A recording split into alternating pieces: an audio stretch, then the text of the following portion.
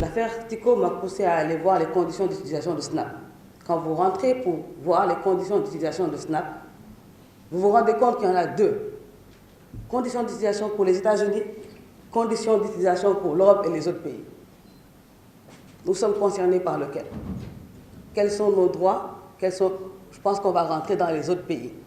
Les Américains étant conscients ou voulant se protéger, quand un médium est mis en place dans leur pays, quelle que soit sa puissance, ce pays-là adapte ses conditions d'utilisation et les met en corrélation avec en tout cas l'entendement et les lois du pays. Maintenant, pour l'Europe, je ne sais pas s'il y a des pays qui ont particularisé l'utilisation de Snap, mais ce que je sais, c'est que les Américains ont des conditions d'utilisation qui leur sont propres, les Européens en ont qui leur sont propres, et j'estime que nous sommes rentrés dans ce cadre-là. Et aujourd'hui, donc, ils sont régis par des normes et qui partagent les mêmes valeurs. Ce qui passe aisément dans un pays qui a un tatoueur célèbre, qui fasse une vidéo ou un snap d'un tatouage, d'un piercing ou autre, et maintenant d'un photomontage, sur un compte d'un ressortissant américain peut être qualifié d'attentat à la pudeur au Sénégal.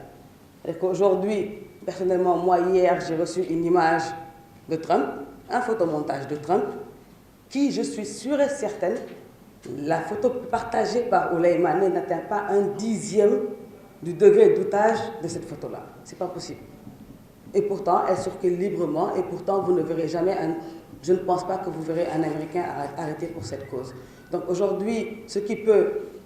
paraître normal et que les gens, comme il a dit, qui sont sénégalais, qui s'intéressent à la politique sénégalaise, à ce qui se passe dans ce pays-là, qui vivent dans ces pays-là, voient des caricatures, font des photomontages, font du bashing dans les médias, dans les réseaux sociaux, parce qu'on a vu la campagne Trump-Hillary, ça volait vraiment bas dans les réseaux sociaux. Est-ce qu'aujourd'hui, on peut prendre ce même modèle-là et le réappliquer ici tranquillement au Sénégal en se disant c'est des modèles, c'est des images, c'est des outils qui ont été utilisés lors de la campagne américaine, donc on peut se permettre de venir et de répliquer ces mêmes outils lors de la campagne sénégalaise. Au vu de ce qui se passe aujourd'hui, au vu de la nouvelle législation, je ne pense pas que ce soit possible et je pense que c'est extrêmement risqué. Comme ils l'ont dit, la condamnation est très facile sous nos cieux. La législation bi xam nga Sénégal dafa réviser code pénal am ak code de procédure pénale fin décembre fin 2016 te bi ñuy defee réforme ba pare balaa ñu koy voté assemblée am li si jotoon la ci gëstu def ci mémo wax nguuru Sénégal que législation bu bees bi ngeen bëgg a adopté da ngeen ci am ay jafe-jafe ak société bi ndax dafa méngoowul ak jamono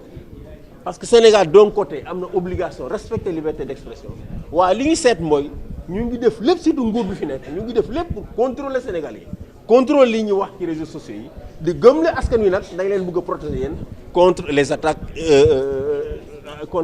terroristes ou les attaques contre suñu culture ak suñu diine loolu du benn dëgg su dee dañu bëggoon protéger diine kon site pornographie fi nekk suñu doom ñi di ci dem tous les jours waroon nañ jël ay moyens pour bloquer site pornographique yooyu ba xale duñ ci mën a accéder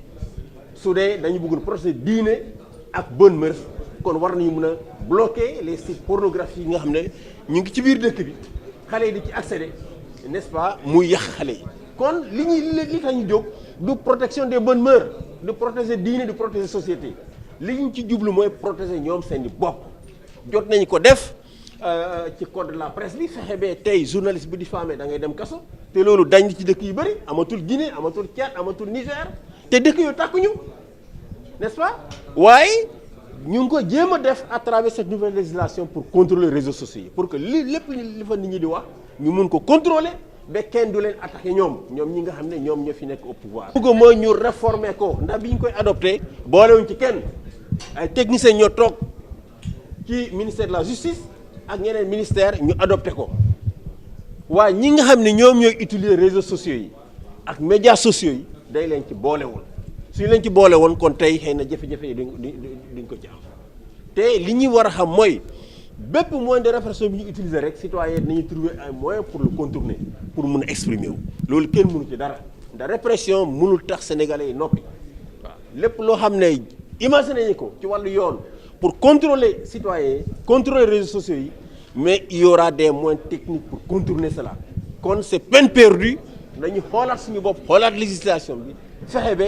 jàpp dugal kaso bi nga xam ne moom la ñu bëgg a def mu nekk la norme ci biir réew mi ndax Sénégal loolu mooy norme loo def la ñu dugal ci biir kaso amende amatul sax wala boog balaa ñu lay amende dañ la njëkk teg ci biir kaso loolu dafa war a dañ am na infraction yoo xam ne tey ci biir Sénégal warul tax nit dem ci biir kaso war nañu mun a condamné nga fay amende ki nga xam ne moom nga tooñ waa jàppal dugal la ci biir kaso pour ay délits yu mel ni diffamation offense au chef de l'État je crois que loolu dafa xewi dafa war a dañ ci biir réew